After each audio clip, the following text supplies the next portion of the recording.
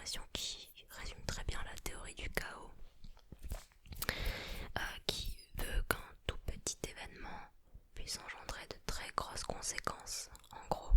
Et je pense avoir vécu un effet papillon l'année dernière, dont je parle dans le P justement. Mais les papillons pour moi sont aussi symboles de croissance, d'évolution, et j'ai l'impression d'avoir grandi, d'avoir changé, d'être passé de la petite chenille au papillon prêt à prendre son envol. Et enfin la dernière raison qui m'a poussée à l'appeler ainsi, c'est que c'est un album qui parle de sentiments, qui parle d'amour. Et on dit que quand on commence à tomber amoureux, on ressent comme des papillons dans son ventre. Voilà, donc pour moi c'était très logique de l'appeler comme ça. Je trouve que c'est un très beau titre. Et il y a tout un univers visuel qui va avec, parce que moi ça me passionne de travailler sur ça. Il y a des artistes qui sont vraiment essentiellement focus sur la musique. Moi j'ai toujours lié ma musique au visuel. Et j'ai toujours été comme ça d'ailleurs, même depuis petite. Quand j'écoutais de la musique, je me faisais toujours 1000 scénarios en même temps, comme si c'est moi qui fabriquais les clips dans ma tête. Je pense aussi que c'est le fait d'avoir grandi avec toutes ces comédies musicales, ces teen movies, ces Disney. C'était vraiment l'époque des clips. C'est là où ils avaient le plus de succès, je pense. Sur YouTube en tout cas. C'était quelque chose de fou.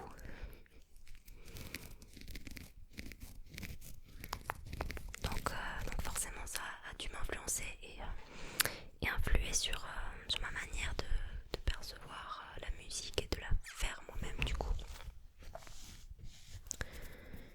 Mais ouais, moi c'est absolument pas contraignant pour moi d'avoir à gérer à la fois la partie musicale, la partie visuelle, la partie promo. C'est vraiment quelque chose qui me passionne, qui m'anime au plus haut point. Et ce sont mes périodes préférées, les périodes où j'ai des projets à sortir et je peux en parler aux gens qui me suivent, construire mon petit truc, ma petite œuvre. Voilà, c'est un truc que j'adore faire. Que j'adore, que j'adore, que j'adore, que j'adore.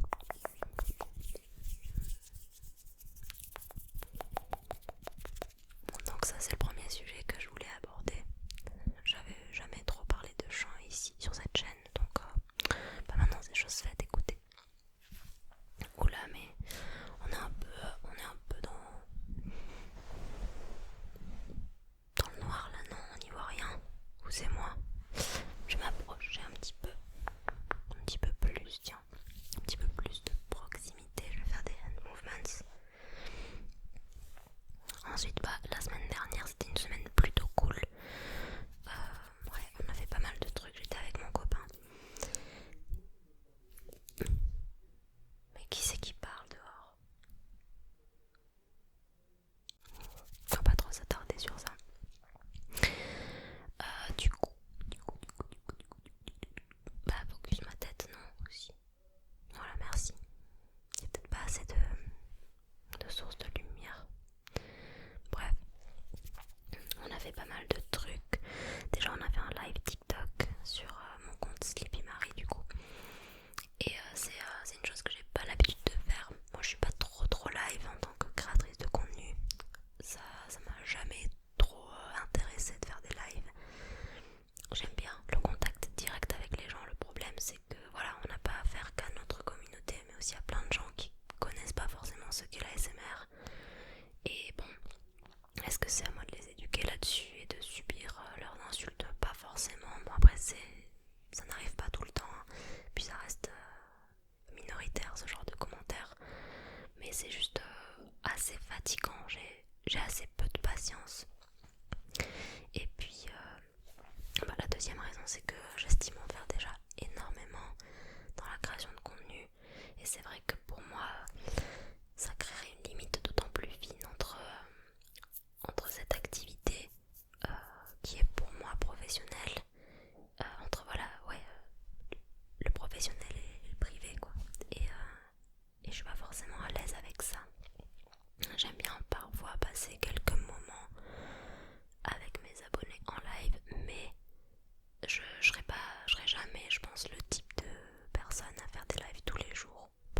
plusieurs heures. Ça me correspond pas. Je pense que c'est aussi parce que je suis une personne assez introvertie, timide et qui se ressource seule et pas entourée de plein de gens. Et même si évidemment c'est un écran, enfin c'est quand même des gens, c'est quand même une activité d'animation qui pompe énormément d'énergie. Moi j'ai remarqué à chaque fois que je faisais des lives, après je sortais drainée quoi. Et encore là ça s'est super bien passé parce que mon copain était modérateur et il a trop bien géré le truc. Il me connaît par cœur donc forcément il sait ce qui est à même de me blesser, de me déranger, donc forcément ça a viré. Et puis on a trop rigolé. Ceux qui étaient là, huile, voilà le mot huile devrait suffire à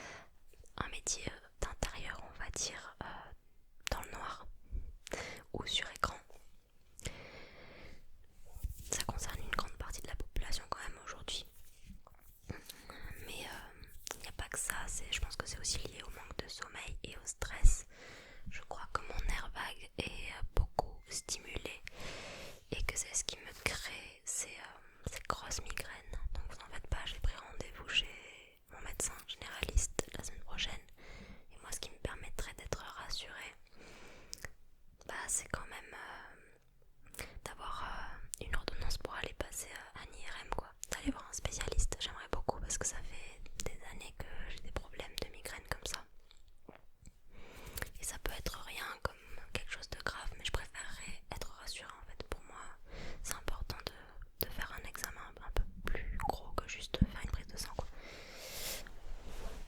Attendez, je vais très très peu chez le médecin. Je pense que je dois y aller une fois par an. Et il y a peut-être un petit trauma lié à ça. Bon, en fait, je vais vous expliquer, hein, mais il y a une période de ma vie, c'était juste avant le Covid, je crois. Bon, on commençait à être en confinement. Mais je me sentais épuisée. Je ressentais beaucoup de fatigue chronique qui revenait tout le temps, sans forcément de raison apparente liée à ça.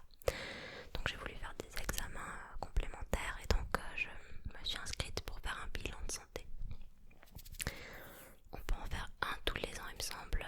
C'est remboursé par la sécurité sociale, donc il faut que vous contactiez la CPAM la plus proche de chez vous si vous souhaitez faire ça.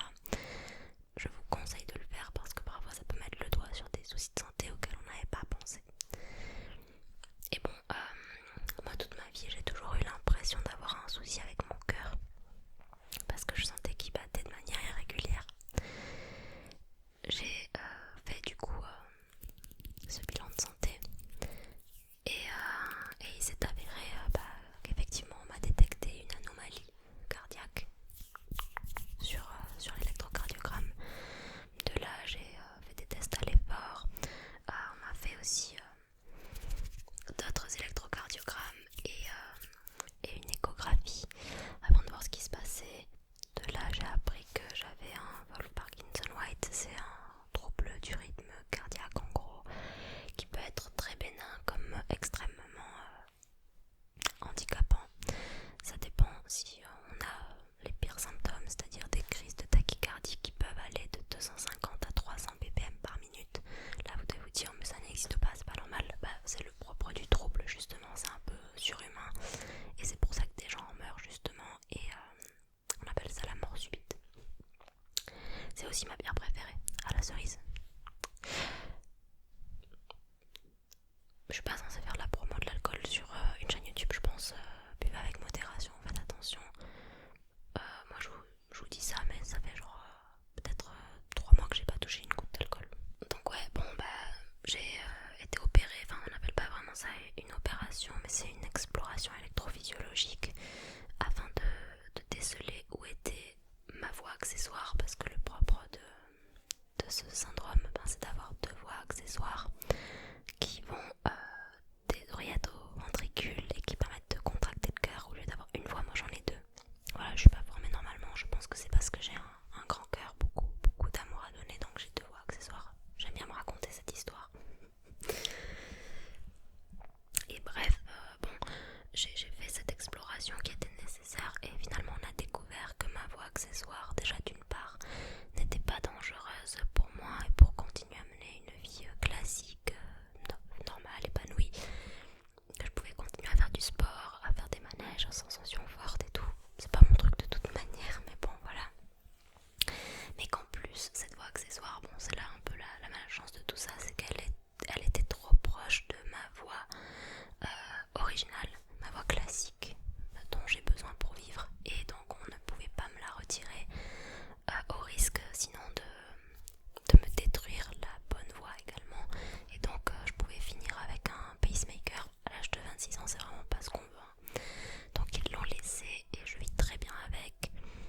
Ça m'arrive parfois de ressentir des extrasystoles, c'est quand même très très rare, je peux faire des efforts, parfois je suis très fatiguée, j'ai déjà fait des malaises sous l'effet du stress, mais est-ce que c'est vraiment lié à ça ou juste au fait que je suis une personne assez sensible, c'est possible aussi, donc franchement voilà, je m'en porte bien. Mais tout ça pour vous dire que c'est peut-être pour ça que je vais pas trop